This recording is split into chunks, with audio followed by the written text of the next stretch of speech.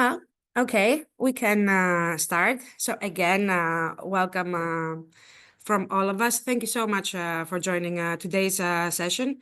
Thank you, of course, also for registering for the EMODnet Open C Lab. We hope this is going to be a great experience for you in a variety of different ways. We are doing these sessions to help you um, form your ideas further on the challenges. We are doing it to also highlight some of the aspects we would like to capture with this hackathon. So in effect, we are going to also have colleagues joining us over the next 2 weeks to speak a little bit about innovation, to speak a little bit about the blue economy, etc. Also, of course, to have you introduced to the European Digital Twin Ocean. Today, we have with us Alessandro Pititto. Alessandro is our Human Activities Coordinator for EMODnet, he is the lead mentor for 2 of our challenges, and again, we thank him very much for this as well. We are going to first start with some house rules.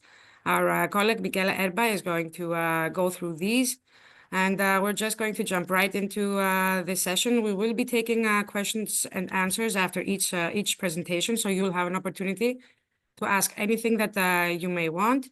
And in addition, these sessions are all going to be recorded, so anyone who does not have the chance to join us today will have the opportunity to see these sessions online again. Thank you. Michele, to you. Thank you. Thank you so much, Angeliki. Welcome, everyone, to this live session. So as Angeliki was saying, we received some questions about if either the sessions are recorded. Yes, all the live sessions will be recorded. We will put them on YouTube, and you can see them directly on Event Tornado under the live sessions tab. Q&As. So for the Q&As, you can use the Q&A button and you can basically ask your question at the end of each presentation. So we will see the agenda in a second, and I will tell you when are the moments when you can ask questions. You can also ask them during the presentation, but we will answer them after each one of the presentation. In case we cannot get all of your questions during this webinar, you know where you can find me on Discord. In there, you can ask me any question that you want. So let's go to the agenda for today. After this brief house rules from my end, we already had the welcome from Angeliki, and then we will basically see 2 videos, the video for the challenge number 1 and the challenge number 3, together with Alessandro. After each one of the video, Alessandro will talk about challenge number 1 and challenge number 3. And after each one of his talk, you can ask your question, and that is the moment when we will answer. At the end of the presentation of the challenge number 1 and challenge number 3, I will come back again and I will tell you how to join, find, or create a team. So we will go directly onto Event Tornado, and I will show you how to register from scratch, how to create a team, how to find a team, how to add new team members if you want to add new team members. And also I will go through the Find Your Team channel on Discord. After this, you can ask me any question that you want. And then in the end, we will tell you what are the next steps, which basically when are the next planned live session. So after this brief agenda, now it's the moment to see together, to watch together the challenge number 1 video about EMODnet supporting the blue economy and the green transition.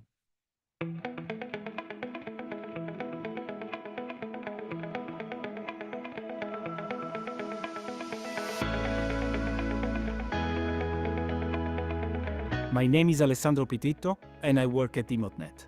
I've been working at EMODnet for the past 15 years, and mostly I have been coordinating the thematic group on human activities. This challenge is about EMODnet supporting the blue economy green transition. You may be aware that in 2021 the European Commission unveiled a bold new plan for a sustainable blue economy to align it with the goals of the European Green Deal. The idea is to have a thriving economy, ocean economy, and at the same time preserving the marine environment. But here's the catch. Achieving all of this is not just going to require ambition, but a lot of innovation as well. And that's where EMODnet comes in, because EMODnet unlocks a wealth of marine data for you to come up with bright ideas, new approaches, new solutions, everything that can help us maximize economic growth and preserve the marine environment. So whether it's for creating tools to decarbonize maritime transport or, I don't know, creating greener infrastructure for cross-border collaboration, anything, literally anything will do. The stage is set, the data is ready, and the future is calling. Dive into this challenge and let's work together towards a greener and bluer future.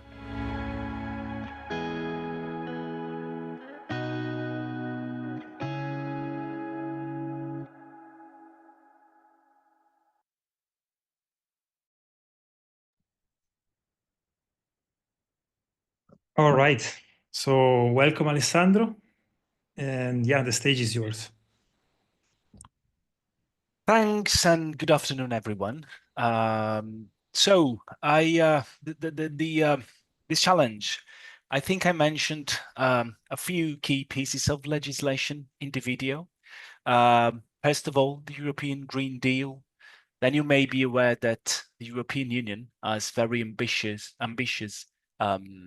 emission reduction targets. For example, we're committed to doing it, to cut our emissions by 50%, 55% in fact, by 2030. We want to become the first climate neutral continent by 2050. This is going to require an enormous collective effort.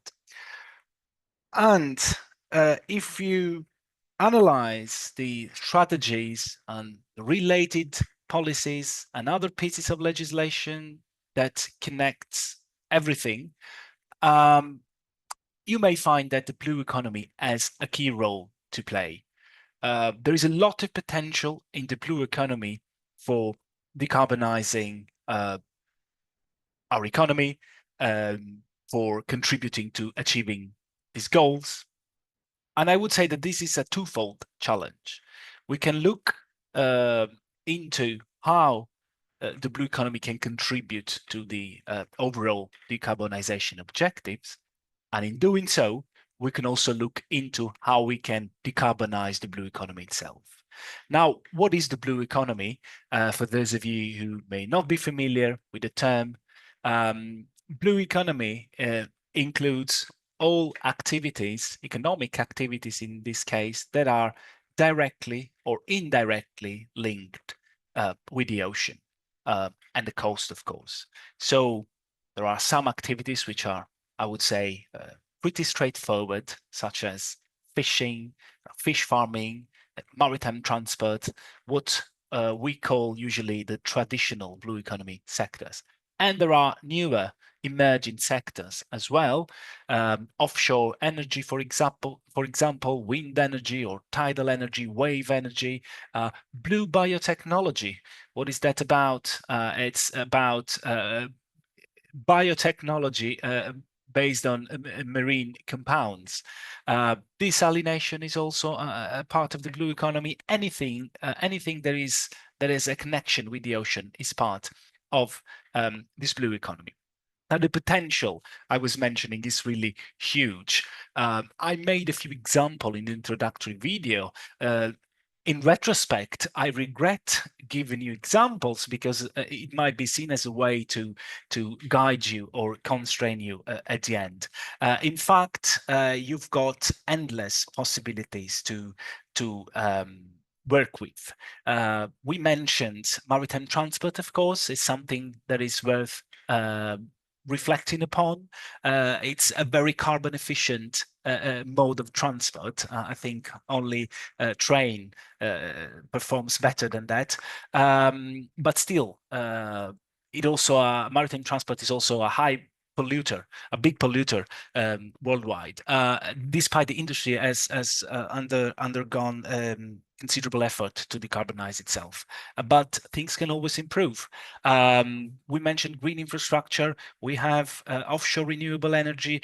There are, as I said, endless possibilities, but we have to turn ideas into practice.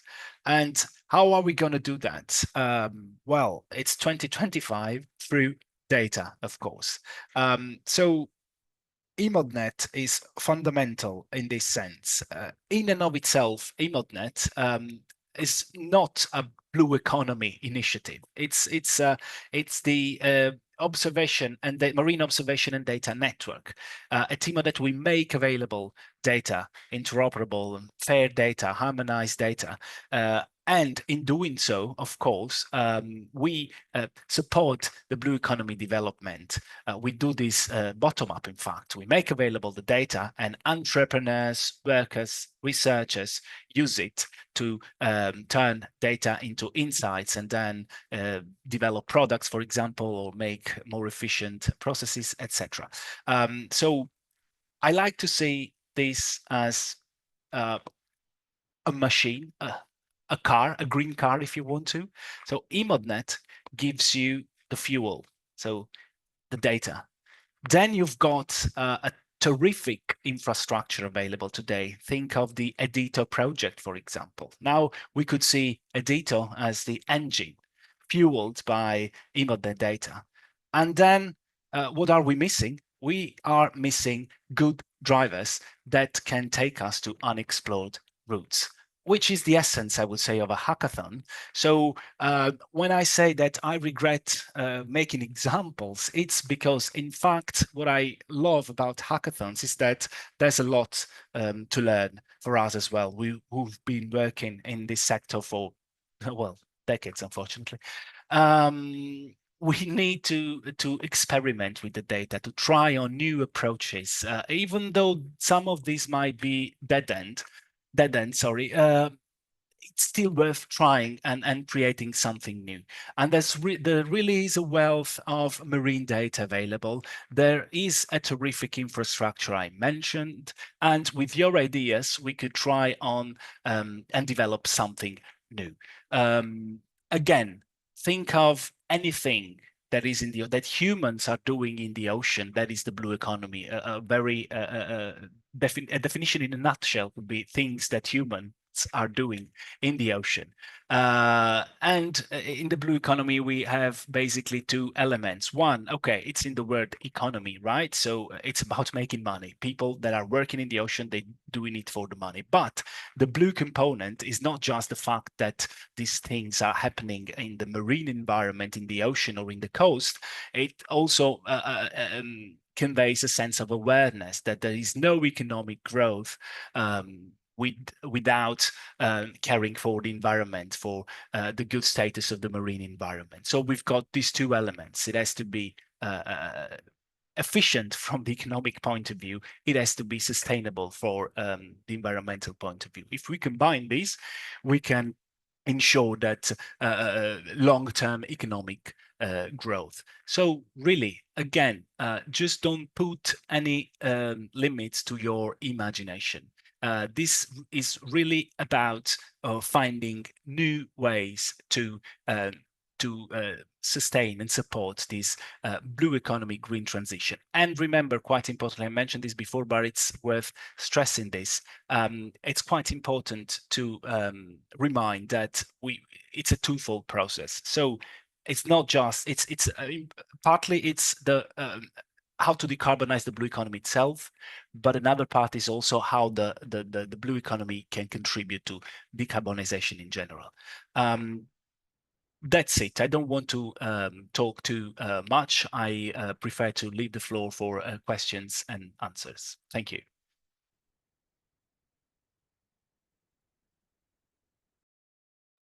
All right, so guys, if you have any question, it's time to ask them on using the Q&A button. If you prefer to use the chat, you can also use the chat. I think we have a question about how to join a team, but as Angeliki replied, we will reply to this at the end of this session. So any doubt that you have about the challenge number 1, you can ask right now, right away, using the Q&A button, which I hope is active, I guess, but it is. Okay, let's see if we have some. Yes, we have a question in the Q&A. How long the pitch should the pitch be? So yeah, I think this question is not strictly related to the challenge number one. It's related to all of the challenges. The pitches is 180 seconds, and you can find this information directly on the hack guide. So in there, maybe I will go through the hack guide at the end of this session to tell you what this information is. I hope this answered your question. All right. Any other question about the challenge number one? Let me see. Done. Okay. If we don't have any more question about challenge number one, you know where you can find Alessandro, because Alessandro now is on our Discord. We opened the challenge number one channel, and then in there you can tag Alessandro with all of your questions about the challenge number one if you need to. Okay, so if you want, Angeliki and Alessandro, we can go to the challenge number 3. Okay, so let's watch together the video for the challenge number 3, EMODnet for managing the use of our seas and oceans.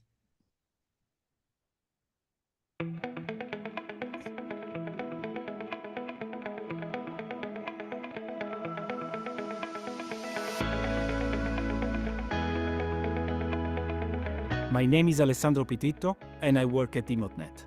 I've been working at EMODnet for the past 15 years and mostly I have been coordinating the thematic group on human activities. Our oceans may seem limitless, but in fact, their space is finite and in high demand. For millennia, we mostly use the oceans to extract food resources and moving people and goods from one place to another, but then we realized there was much more to it. Submarine cables, tourism, desalination, and the list goes on. So some of these activities work in harmony and some others collide, competing for space. And the truth is that we've got to plan for ocean space just as we are planning for land. And it's even more complex because there are so many pieces in this jigsaw puzzle and they have to fit together.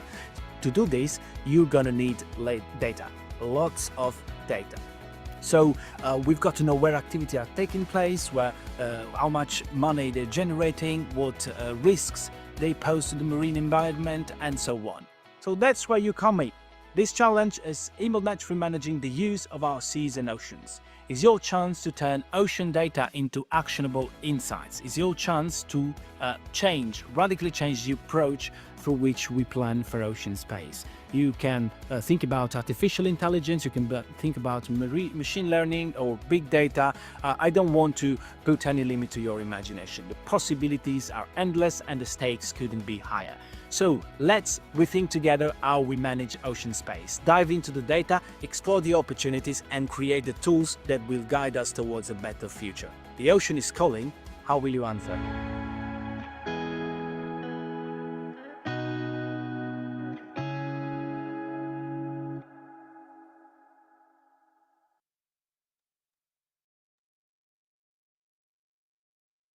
Okay, so that was video number 2. This is we do get to hear Alessandro's name quite a lot.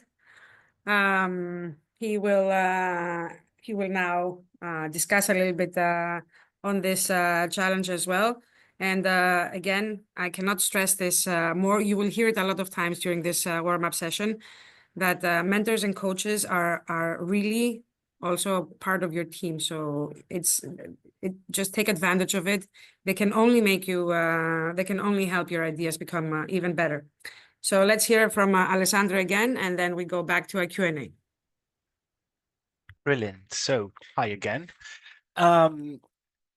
Managing ocean space. This, I must say, is particularly interesting. Not that the one before is not interesting, but this one, I'm really curious about seeing what participants will come up with.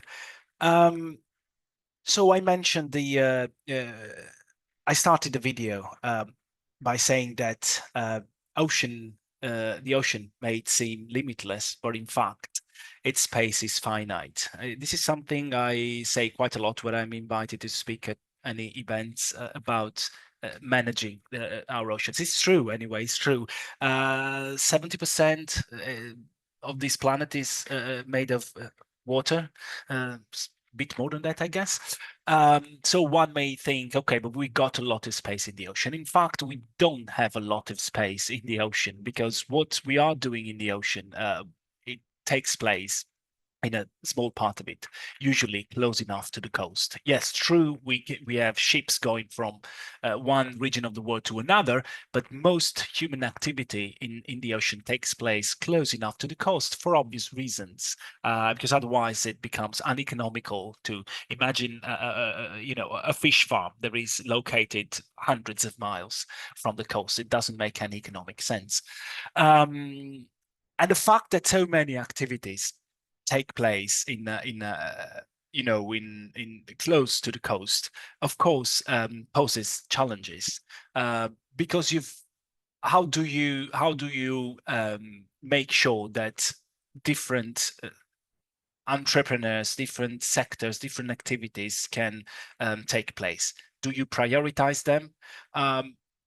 Not until not so long a time ago, this wasn't too much of a problem. I said that, I mean, for millennia, we used the oceans basically to fish, farm fish as well, and doing war and moving people and goods from one place to another. So yes, still the same ocean space, but less crowded, I would say. Then we realized that we could do much more with the ocean and its resources. And we are here today with offshore wind farms once again, submarine cables and pipelines, all sorts of platforms. There are really so many activities that are, as I said, in some cases competing with each other. In some cases, they are building synergies. Either way, there is a problem in terms of optimization. So you can decide. A handbook example of this, for example, is the conflict that there often is between fishing and wind farm siting. So fishers come from a world where they were among the only or few users of ocean. And at some point, out of the blue, people start building wind farms in the ocean. And of course, if you have a wind farm, you're not allowed to fish nearby. And the fishers, of course, are not exactly happy about that. Who is right? Nobody's right. I mean, fishers are right if we reason under a first come, first served approach. I was here first. I have the right to exploit the ocean resources. But this may not be seen as fair. I mean, it's legitimate to decide to distribute resources based on a first come, first served approach, but someone else might have something else to object as well.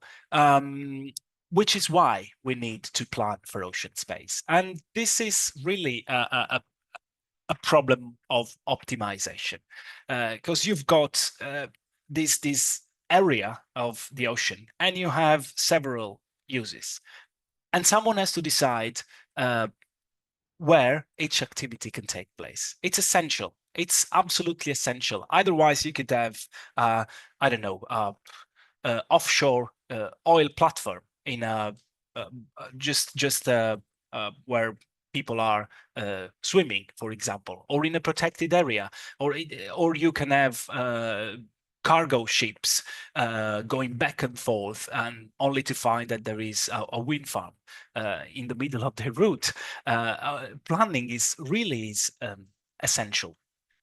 And there are various criteria for planning, which is why I think this problem is particularly interesting. So suppose you're a government, because to be honest, maritime spatial planning, that's what it's called in the European Union, it's the responsibility of governments. They are the ones in charge of planning for ocean space. But there is a directive, the MSP, Maritime Spatial Planning Directive, that poses an obligation to governments to plan for ocean space, but governments are mostly free to decide how to plan. So everyone is free to, every government is free to decide how to solve this optimization problem. You could decide, for example, to prioritize activities that generate more money. That's a legitimate choice. Maybe you don't care for the environment. You may decide that only those high value added activities should take place in the ocean. That's, as I said, it's an option. Maybe I don't favor it, but it's legitimate. Another option is to preserve the marine environment. So at the other end of the spectrum, you decide that only activities that are fully sustainable, that don't pose any threats, if there's any activity, I don't know, to the marine environment can take place. Or you can do a combination of both. It's whatever the approach, the final solution to the problem is not easy. And once again, evidence-based decision making, unless you want to plan in a completely arbitrary way, which is maybe less acceptable, if you want to go for evidence-based decision making, you're gonna need data. There's no other way to do that. Which is why I think it's quite interesting to experiment new approaches to planning, for example. But that's not simply about that. I mentioned this MSP directive. It's a very important piece of legislation in the EU, and I think that soon enough it will be undergoing a review. This directive, I said that gives full leeway to the member states to decide how to plan for ocean space. And it lists a relatively few requirements that guide the action of the member states. Among these requirements, there's the need for taking into account the cross-border dimension. I think this is really interesting to explore. Cross-border dimension means, of course, I mean, everyone can understand probably, but yes, you as a government, you have responsibility over your basically your ocean space, right? So exclusive economic areas where you can exert your jurisdiction. That is the space where you can plan. For obvious reasons, you don't have the jurisdiction to plan in the waters of another country.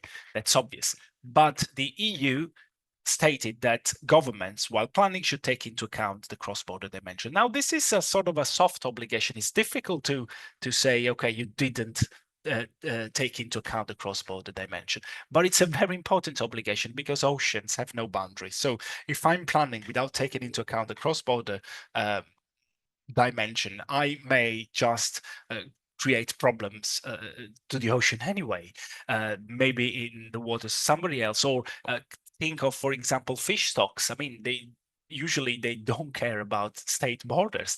They just swim in the water, and so it's quite important to take into account this cross-border dimension. And my opinion, not supported by any evidence, it's just my opinion, is that a few countries did indeed, a few member states in the EU did indeed a great work while in the preparatory phase of the plans to coordinate with other member states and try and take into account this cross-border dimension to maritime spatial planning. But a lot more countries, my impression again, I don't think they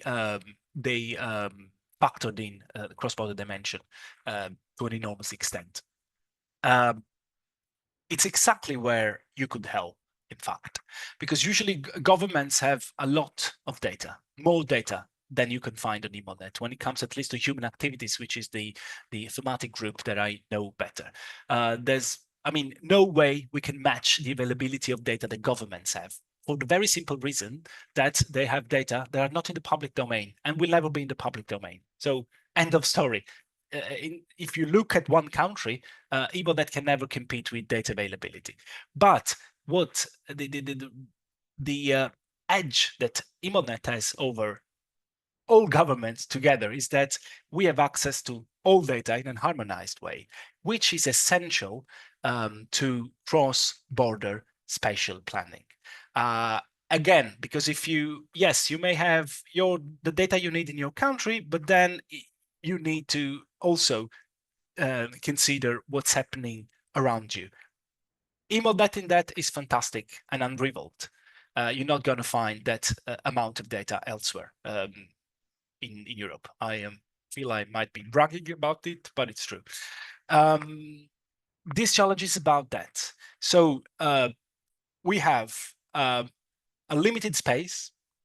We have competition between economic sectors, but at the same time, we have an opportunity of creating synergies. And we have to look at the broader picture, not just, a limited portion of a coastline, but all the body of water that surrounds it. Because again, countries and borders are something we created. They don't exist in nature, and everyone else, every other living thing on this planet has no idea what borders are. All of this cross-border economic conflicts, opportunities, and of course the need for preserving the marine environment are reconciled into spatial planning. And what you can do here is, again, experiment and try on new approaches to it. So you want to optimize for the economy? Well, let's see what you can do. You want to optimize for the status of the marine environment? Let's see what you can do. Or you can find a mixture of both. Really, again, possibilities as usual are endless. We're more interested to see what you can come up with rather than guide you towards a predefined objective. But I think this is something I said initially I am really looking forward to, because the conundrum, the problem is quite complicated, challenging, and stimulating. There are so many aspects to factor in that the solution is never tried or straightforward. I hope that this motivational speech will encourage you to take this challenge, because again, I'm really looking forward to what you can come up with on this. Thank you. All right. Thank you so much, Alessandro, for this. Any question that you guys have, you can, again, write it down in the Q&A. Alessandro, I'm not an expert on this. I'm not a marine biologist, I'm not an oceanographer, whatever, but I understood every word that you said. So I think that if we don't have question, it's because you were very, very clear. We actually do have one, which is it involves you, but it's more technical. So let me get it back. Basically, people are asking what is the right place to ask for specific data, and by specific data they mean sources, quality, update frequency, update outlook. So let me answer first for my part for Event Tornado. We have created the channels of the challenges on on Discord. You guys can go there and tag Alessandro with this question. So this is the right place. But so technically, this is my technical answer on how to request the data. I don't know if Alessandro or Angeliki, you would like to add something on top of this. So when it comes to, and especially when it comes to data, questions about resources, whether it is EMODnet or Copernicus Marine Service, or data that we both have on Edito, also your coaches are the ones who are experts on the data aspect part. Obviously, most of our coordinators are also data experts, so you're in luck because they can answer on the subject matter topic, but they can also guide you to anything that you need in terms of data. But again, this is the small distinction. Our coaches, the team of coaches, are the ones who can easily guide you through all the data resources. Yes, But I mean, again, if you have any specific questions, I'm sorry, you can please also go ahead and ask now. yeah, but in any case, we'll be around, yes. And also something that I did not mention, but it's just occurred to me. Yes, well, Angeliki outlined a few sources where I confident you can find most of the data you're going to need. But depending on what you will be working on, it's possible that you might need some data that are usually outside the remit of EMODnet. I'm considering, for example, things that happen on the coast, but not generally speaking strictly related to marine environment. It's possible. I think it happened in previous hackathons. You want to see, I don't know, I'm just saying, connecting how population density is affecting something that happens in the ocean. It's possible. I'm just making an example. I don't think you're going to find that on EMODnet, for example. Anyway, all of the mentors and coaches have extensive experience, so we're going to be there to help out, basically. And in addition to what Alessandro said, seeing as I'm just going to also reply to a question I received earlier, even though we have dedicated sessions in the coming days. So on the question of data, it will be also presented when we do the editor session. But what is really great about the digital twin ocean is that even though it is the data lake where EMODnet and Copernicus Marine Service are inputting their data on the EMODnet side. Obviously, we are the service for in situ marine data in Europe. And then Copernicus Marine Service has the satellite data. And you will also find data packages already uploaded on the editor, etc. But what is really great about this technology is the fact that you are able to introduce data from other services that might be useful to you, and you can directly on the platform work on those as well. In addition to that, there are other very good data resources. We already have 2 teams that asked for advice on how to collect it, and we have sent them to other services, the Copernicus service as a whole. So we are working with Copernicus Marine for obvious reasons. Our part is working on the ocean and providing ocean data, marine data to the public. But Copernicus has other data as well as a European service of satellites as a whole. So you're very welcome to also visit that website. Take a look at what you need. You may need to fill out a form and request data ahead of time. So it would be a good idea to take a look at what kind of data. This is also why from the beginning we are asking to see your ideas in case we can guide you towards such quick steps to take before we start the hackathon. Yeah. I don't know if now anyone has any other questions on challenges 1 and 3. I do believe we have some team members with us today that have challenges in Alessandro's domain. So again, if there's anything that you find would be valuable to find out today directly, this would be a good time.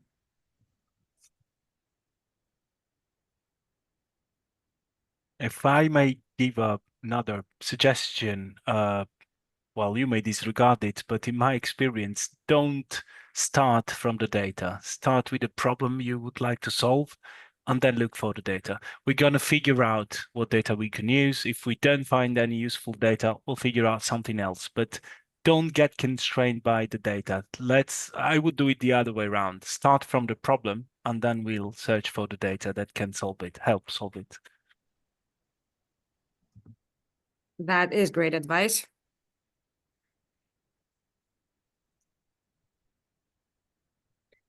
Okay, so while we'll wait and see a few more minutes if we have anything else. If not, then Michele will move to the part where we will have a first short discussion on team formation, because it's other than the challenges, it is the most important aspect of the hackathon. We have incredible registrations. I understand you all need to find a team in order to be able to participate. So we will be addressing this as well. I would like to again take a step back just to perhaps again explain how we came to to having the Digital Twin Ocean as our umbrella topic for this edition of the EMODnet Open C Lab. In the previous edition, we had just centralized as a service, and we were asking you, users, to be participants in our hackathon, so you could help us test our newly, at the time, centralized services, our new map viewer, etc. And it really was a very good exercise for us to get your feedback. At that time, it was well noted, and we did do some improvements moving forward. This time around, as I mentioned, the Digital Twin Ocean of Europe is a project that is called EDITO. It spells out exactly the same, European Digital Twin Ocean. It is a project that we are working on together with Copernicus Marine and colleagues from VLIS, that you will also, from the Flanders Marine Institute, VLIS, you will have an opportunity to hear from colleagues from that service as well. So it's been 2 years now. We have been working on creating the data lake through a project called EDITO Infra with Copernicus Marine. And at the same time, we have EDITO Model Lab, which is a sister project of EDITO Infra. And they are the ones creating the features that will allow you to use this technology to create what-if scenarios and applications. This is the very first time. And I think it's not just in Europe, it is the first time worldwide that hackathon participants have the opportunity to use such a technology. It is incredibly precious, exactly because it allows you to test the scenarios you have in mind and see if they would actually work in real life. So again, we think it is a great opportunity. We are still in beta testing, which is why currently we can only allow, depending also on the team size and the amount of teams we will have in the end, but we can only allow 1 to 2 team members to actually log into the platform. We are in beta testing phase. In the late stages, we are now in the late stages, and we are looking to go entirely public, most likely beginning of next year. The timeline is not for sure yet.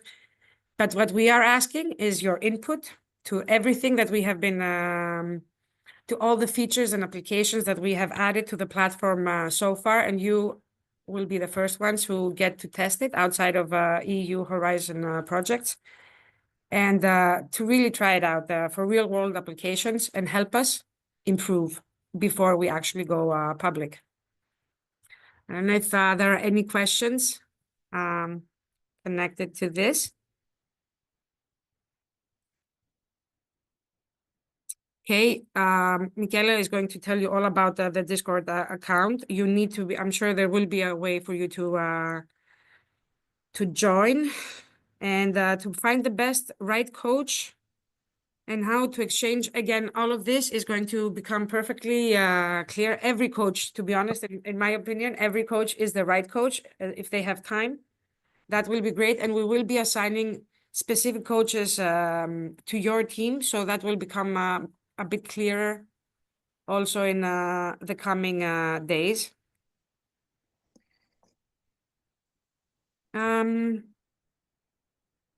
Okay. Should we apply for something specific? I think this question is referred to the to what you was mentioning about EDITO and EMODnet before. Mm-hmm. So yes. The whole hackathon is whichever challenge you have an idea for, and whatever your solution is going to be, the Digital Twin Ocean is going to be a valuable platform to you. So you don't need to restrict yourself in any way. Quite the opposite. Mm-hmm.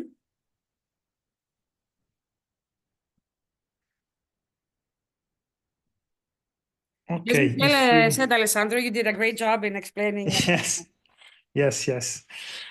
the challenges. Okay, so we have around 10 more minutes. We can maybe move on to a little bit to the team formation and see also if Michele can answer the questions about Discord, etc. Yes, thank you so much, Enrique. Okay, so the purpose of these 10 minutes is to basically answer to the question that you already asked here in the Q&A, but also to show you how to join and find and create a team, because as Angeliki was mentioning, we have a lot of registrants, but few of them are in teams. So either you guys are hiding and you will register the team at the last minute, or you are most likely basically try to find or join or create a team. So let me help you with that, at least in the process. Let me go directly on Event Tornado. So how to register is very simple. So basically you click on register. If you haven't done that, you can use whatever account you would like to use. And once you create a profile, you will be redirected to the registration form. So why am I showing you the registration form, which should be something very simple? Because for team formation, it would be great if you could all add your skills here. Because if you add your skills, people can understand what is your background and can understand if you're a good fit to basically invite you to their team. And I will show you in a second where these skills will appear on Event Tornado. You fill in the registration form normally. You want to be added to the EMODnet mailing list. I mean, you can answer no, but yes, it's better. And then you accept the terms and conditions and the data policy of the event. So you click on register. And once you register, you will see that a new tab will appear here. And then in here, basically you can edit your skills if you want to edit your skills, and also edit some of your registration data if you want to edit the registration data. But the cool part is that imagine that you are on your own, right? You're an individual looking for other team members. Then here you can select the skills that you're looking for. I don't know. You are very good in data, but you would like to have very good presenter or a graphic designer. So you can add the skills here, and then you can filter, for example, let's filter by big data. If I filter by big data, I will see that there are many people with these skills, Robert, Maria, and so on. So if you're looking for someone with this skill, then you can ask this person to form a team together with you, if you don't have a team. If you already have a team, this text here will change to ask to join my team, because you already have a team. Otherwise, if you're an individual, I suggest you do this as a first step. You try to understand if there are more people like you with skills that you don't have to form a team together. This would be one step. The second step is that you can go to the Teams tab, and then in here you can see all the ideas that are already participating. This number here are the number of members of participants. So in here you will see that maybe Martina is more likely to accept you instead of a team of 10 members. So you can click on Martina's idea. And then in here, you can read what the idea is about. If you like the idea, you can apply to join this team. If you click on this button, Martina will receive an email and she can decide whether to accept you or not to the team. So this is one way. The second way, sorry. The third way, if we go to Discord, you see that we have created a Find Your Team channel. So in here, you see all the beautiful people saying, hi, I am a new data manager. I work with this and that. I have these skills. So in here, this is an additional layer for you to understand what kind of people are looking for a team, what kind of teams are looking for additional team members, and so on. So in here, I highly recommend you, if you haven't yet, and if you're looking for a team or additional team members, to write a message here and to let the people know that you exist basically in this hackathon, that you would like to find a team. So this is the way to find a team. Now, any doubt that you have, you can ask me on Discord. You can reach out. Let's go again 1 second to Discord to explain you where you can ask question to, in this case, Alessandro. So in the challenge number 1, we have a tag on Alessandro. You can say, hey, Alessandro, something like this. Can you please point me to this data? So if you do this, Alessandro will receive a notification and we'll be able to redirect these to the other mentors, to the coaches if it's about data, and so on. So Alessandro is your main point of contact for challenge number 1 and 3. Same for the challenge number 5, same for the other challenges. So we had a question on the Q&A asking if you can't get into your Discord account, can you still participate? Yes, you can still participate, but you're missing out because the main support that we're going to provide for this virtual hackathon will be on Discord. So as I show right now, you won't have access to this channel. You won't have access to the Find Your Team channel. We are sending an announcement here on this channel. So you will miss all of these announcements. We will also send emails to you as announcement, but in here, maybe if we write something here, then you're gonna miss it. Another feature is that every team will have a private team chat. So basically, if you create a team on EventTornado and you join Discord, you will be provided with a private team chat visible only to you, to the team members, where you can exchange files, where you can share the link to have a video call, where you can communicate with the mentors. So this is to reply to your question. You can, but you're missing out this part. We had another question, a very good question, how to best find the right coach and how do we exchange ideas with them? So you can go to the Mentors and Jury tab here on EventTornado, and you can explore all the details about the background of each one of the coaches and the lead mentors and the mentors. So any data that you would like, any data about the background of the coaches or mentors is here. If you have any more doubt, then you can directly contact the mentor, as I said before, on Discord. And then I need to reply another important question. Tiziana was asking me to receive if I get it right, to receive the guidelines in PDF on how to produce the video pitch. So we have created the info tab. In the info tab, you have the hack guide. In the hack guide, you have it's basically the Bible for the hackathon participant. So in here, if you go to deliverables, you will see all the details that you need for each one of the deliverables. In your case, we will go to deliverable number 5, video pitch. Let me make it bigger. So in here you have the definition. Sorry, I said 180 seconds. It was wrong. It's 90 seconds max.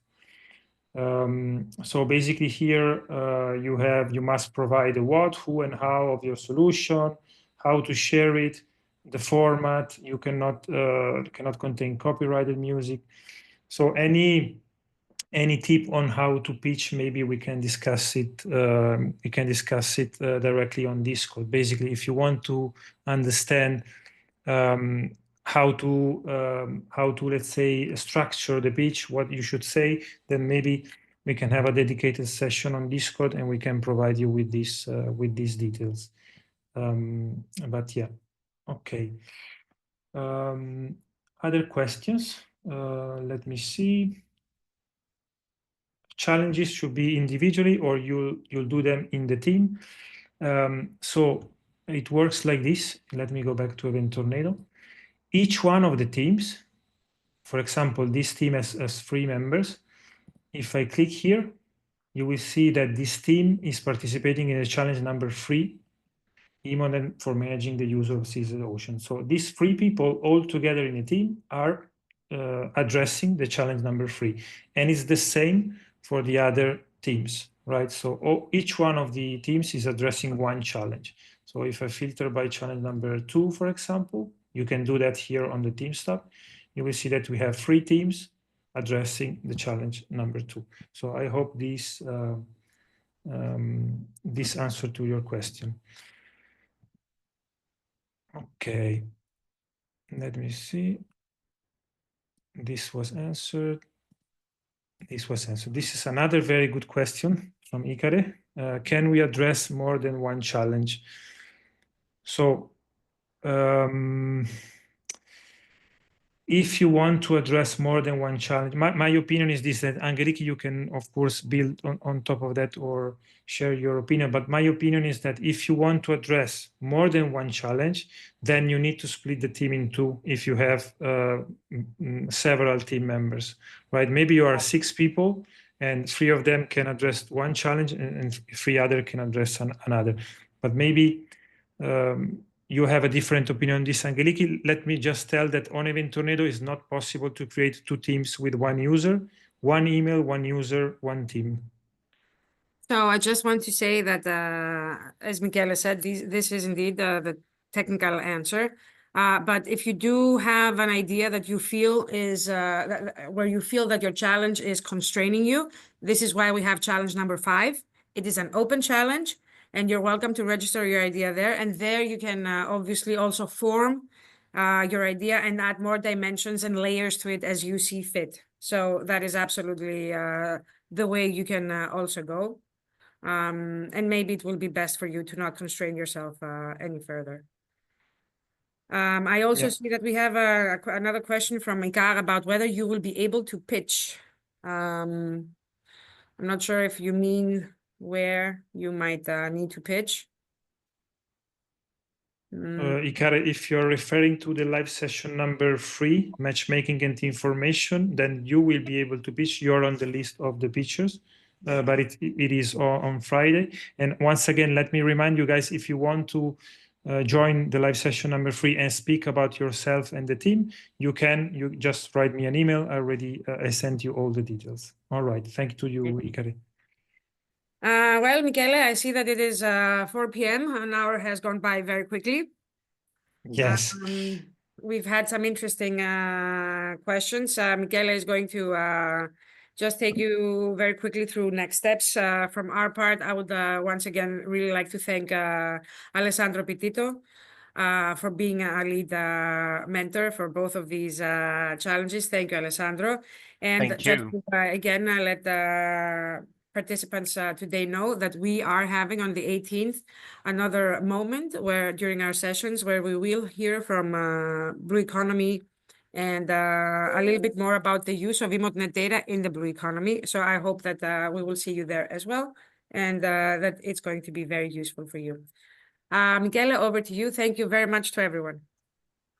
Thank you. Thank you so much, Angeliki. So let's go through the next steps. So what are the next live session? Live session number 2 is about challenge number 5 and Edito. It's on Thursday, 13th of March, so in a couple of days. All the times are always the same, from 3 to 4 p.m. Live session number 3 is the one that I was mentioning before, matchmaking and information. If you want to talk, that's also your occasion. We will also share some tips on the team's composition, on how to create your team. Then we have live session number 4 next week on the 18th of March, Tuesday. It's all about challenge number 4, and we will have a speaker from the bioeconomy from Fugro. And the last live session will be live session number 5 about the challenge number 2, where we go also through EMODnet, an introduction to EMODnet and the map viewer. So the time is the same, 3 p.m. to 4 p.m. We have other questions, but guys, if you can write me on Discord, we will reply to those. All right. Okay. Thank you. Thank you so much. Next time. Bye-bye. Bye, Thank everyone. you. Thank you. Bye-bye.